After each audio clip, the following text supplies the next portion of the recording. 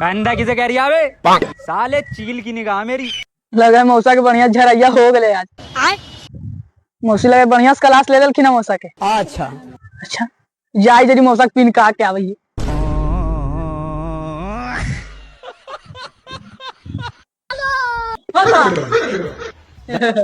डर गए ने फैमिली देखती है वरना मैं ऐसे ऐसी गाली दूं। सो चलिए मौसा। हाँ इन साल शिवरात्रि में हम गंगा नहाइए लेंगे।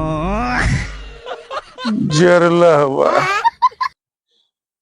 सुनलिया है गंगा नहाए से सब पाप धुल जाए। तू पाप बता ही बेटा। हाँ धोबे कमा तो हम ही कर देबो।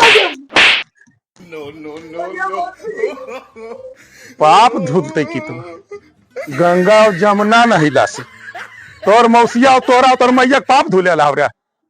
चाहे गंगा नहाई चाहे जमुना चाहे प्रयाग चल जाए पाप धुले वाला है।